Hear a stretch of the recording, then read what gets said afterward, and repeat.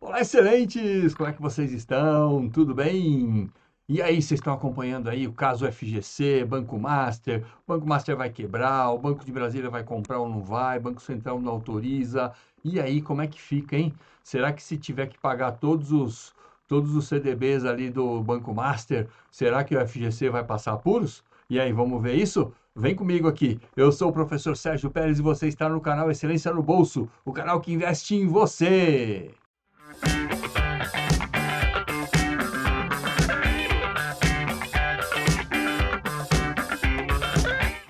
E aí, excelentes! Tudo tranquilo? E aí, vamos falar um pouco a respeito do FGC, Banco Master, o que é que está acontecendo aí? Muita gente falando a respeito desse caso, né? Então, vamos trazer aqui algumas coisas. Primeiro, a gente vai falar um pouco do banco do FGC, né? E depois a gente vai falar, no final, a gente vai dar uma pincelada ali no cenário de quebra do Banco Master, se vier a acontecer, tá? Tudo é mera especulação, a gente não sabe como é que vai fazer, como é que vão ficar as coisas, mas o que a gente sabe é que o Banco Central já deu uma cortada no Banco de Brasília para ele comprar uma parte ali do Banco Master. Então a gente não sabe qual o tamanho do apuro que o Banco Master vai passar daqui em diante.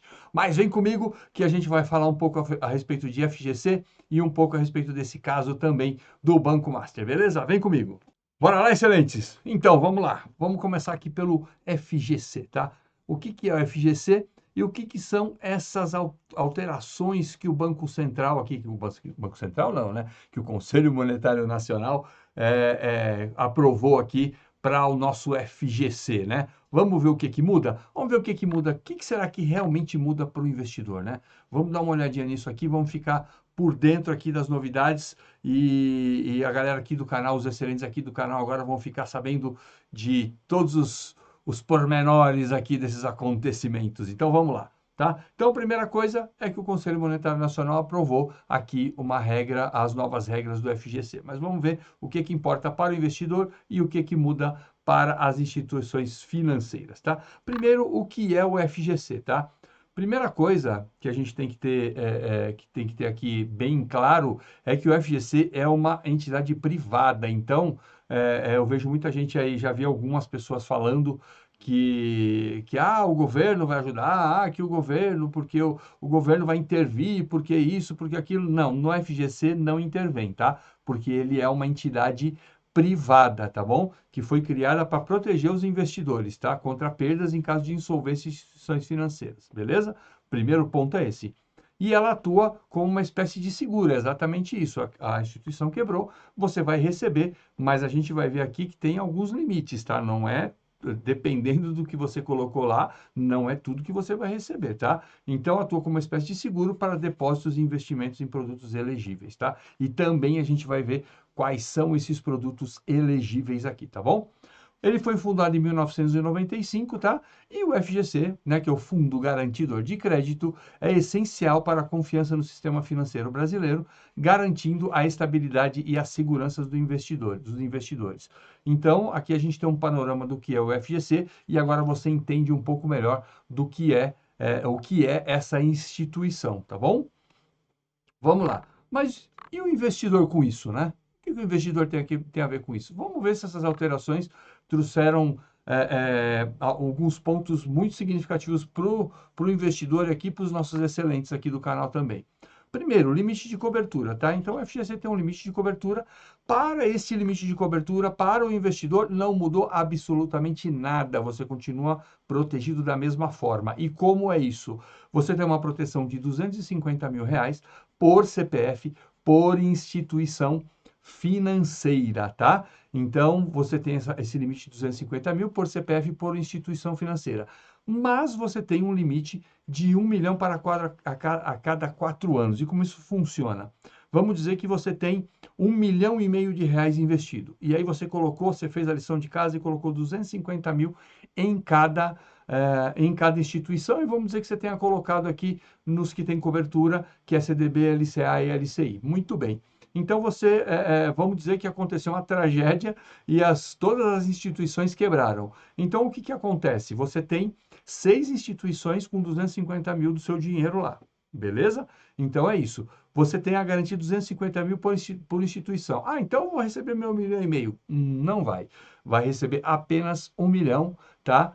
Que é o teto de pagamento aqui de ressarcimento do seguro do fundo de garantia, o fundo garantidor de crédito, tá bom? Então você vai receber 250 mil de 4 instituições e das outras duas você vai perder esse dinheiro, não vai estar coberto.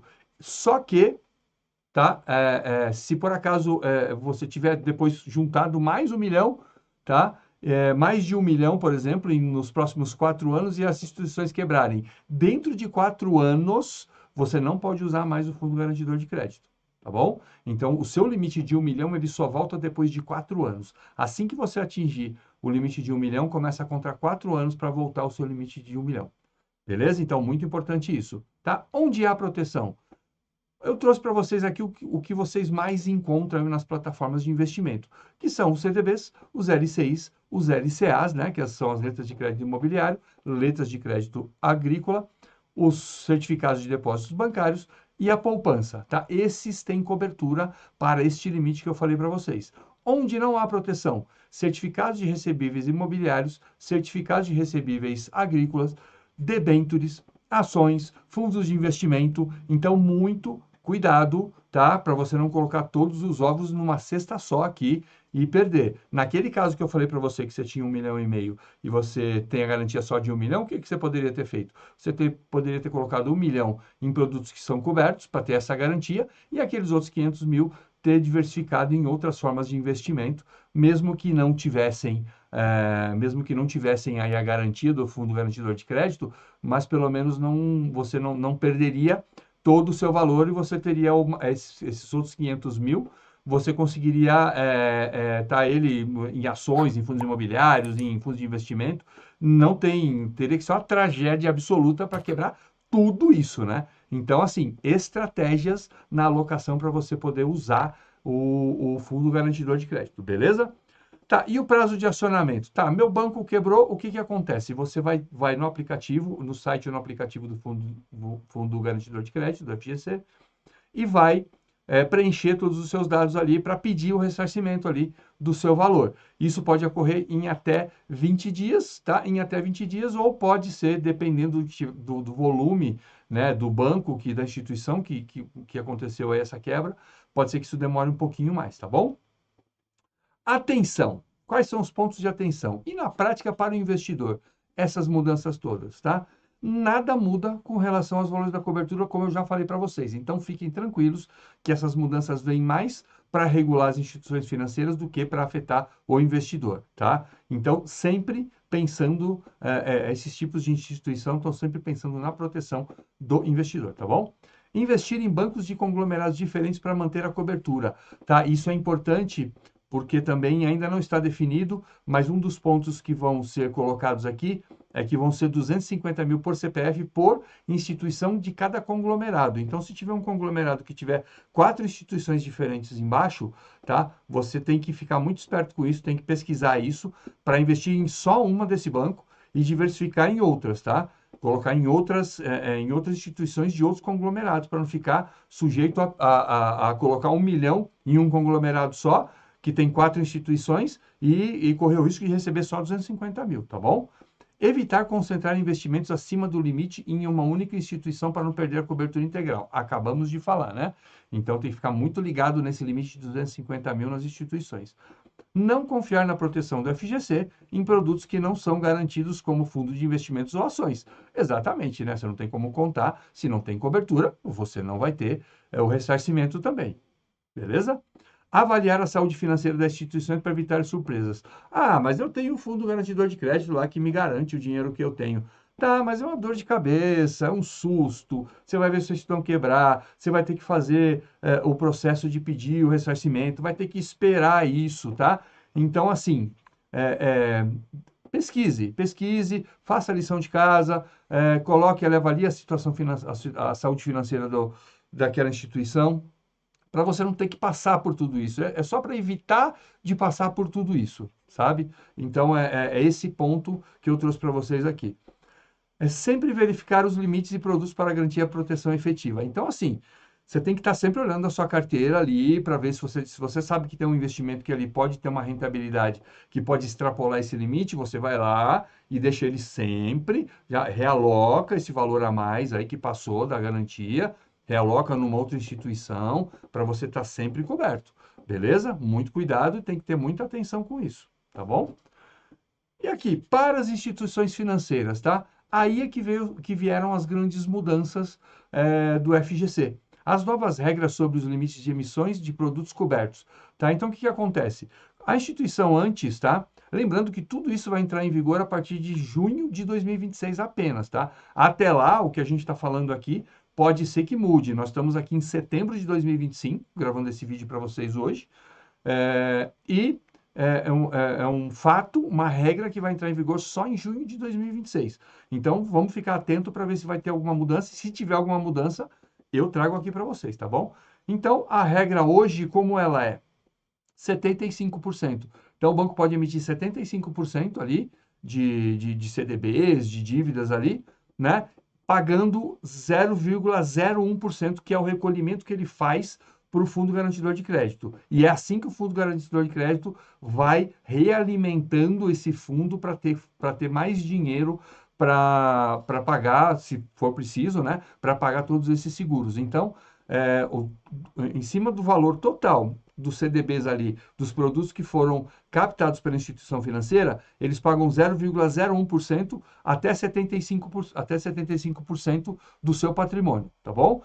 Aí, o que que acontece? A nova regra é o seguinte, vai cair para 60%, tá?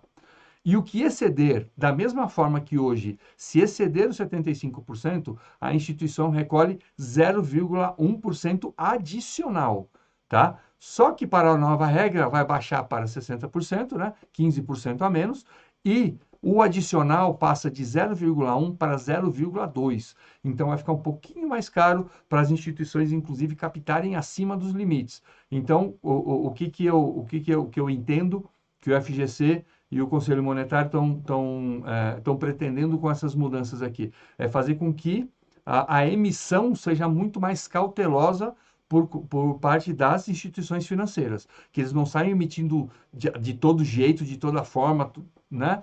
Para poder simplesmente captar sem pensar na segurança dos investidores e na saúde financeira da instituição também, né? Aí aqui é exatamente o que eu estava falando para vocês, excedendo o limite dos 60% de emissão para a nova regra, que vai entrar em junho de 2026, a contribuição passa a ser 0,2, dobrando o 0,1 anterior, que foi o que eu acabei de explicar para vocês aqui. E a regra da alavancagem, que quer dizer o quê? Da emissão dessas dívidas, né? Porque quando você compra um CDB, uma LCA, uma LCI, você está comprando uma dívida daquele banco. Ele vai pegar esse dinheiro e vai investir em outra coisa, tá? Então, isso a gente chama de alavancagem, tá? Que são as dívidas dessa instituição. Então, a regra de alavancagem, para o que exceder 10 vezes o patrimônio líquido, tá? Deve ser alocados em títulos públicos de liquidez. Então, hoje, eles emitiam acima desse limite e podiam colocar esse dinheiro em produtos que eles bem entendessem. Agora, com a nova regra, não. Tem que ser em títulos públicos de liquidez, porque se der ruim, pelo menos uma boa parte do patrimônio líquido está protegido aqui com os títulos públicos de liquidez, né? Beleza? Agora, atenção para o investidor. O que o investidor tem que ter de atenção aqui, tá? Eu trouxe alguns pontos para a gente só repassar tudo que a gente falou até agora, tá?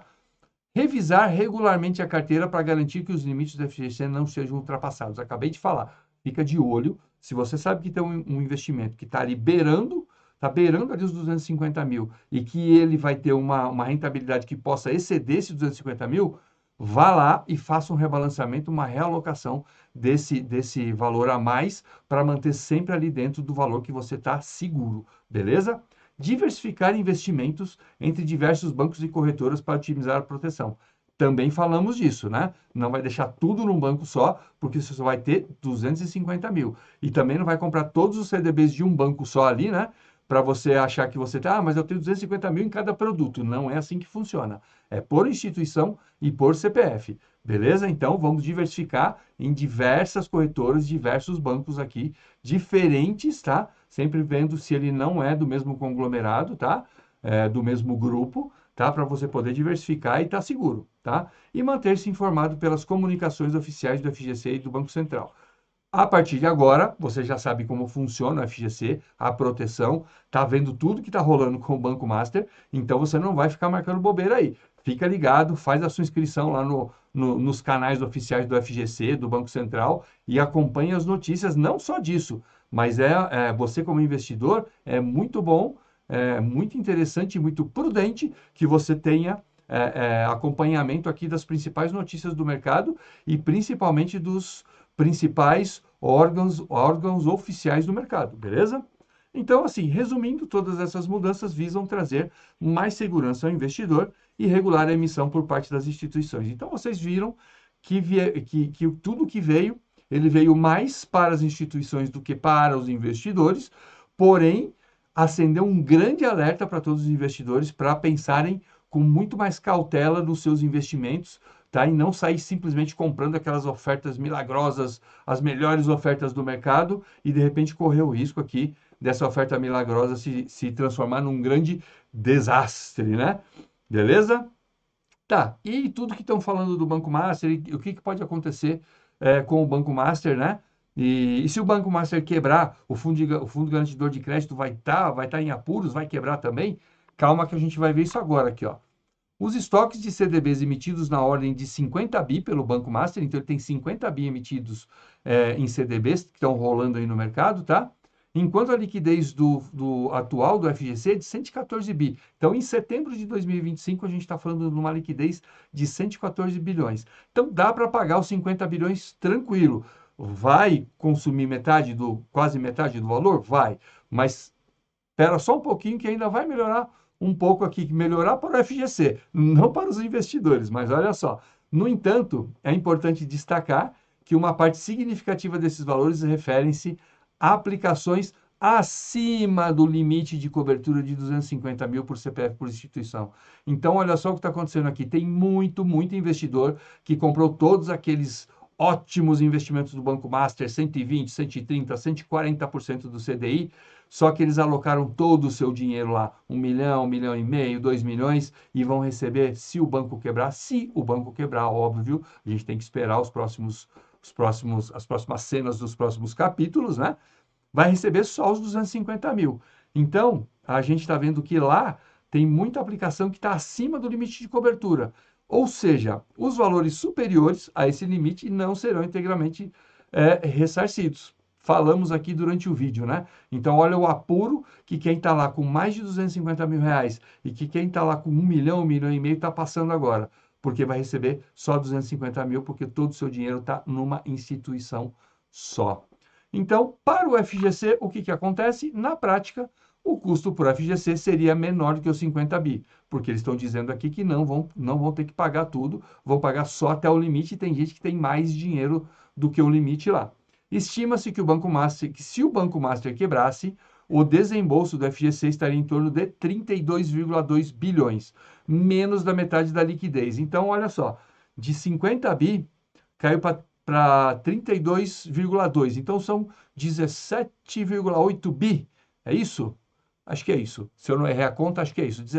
Mais de 17 bilhões aqui que não vão ser cobertos pelo FGC. Olha quanto dinheiro, se isso se concretizar, esse problema com o Banco Master se concretizar, olha quanto dinheiro os investidores do Banco Master vão perder. Não é brincadeira. E aqui nesse gráfico aqui, a gente tem aqui uma distribuição do saldo elegível do FGC para o Banco Master, que são os 32 bi, né? Então, a gente tem aqui que até 50 mil reais, a gente tem quase 157 mil CPFs sendo cobertos pelo FGC no Banco Master.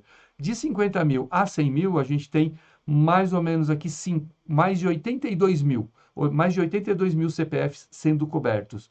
De 100 mil a 150 mil, a gente tem mais de 36 mil, quase 37 mil CPFs sendo cobertos pelo FGC no Banco Master, e no limite ali de 150 até o limite de 250 mil, a gente tem 65.859 CPFs sendo cobertos, né? Lembrando que olha quanta gente vai ficar sem receber o seu dinheiro, são mais de 17 bilhões de reais que não vão ser cobertos pelo FGC.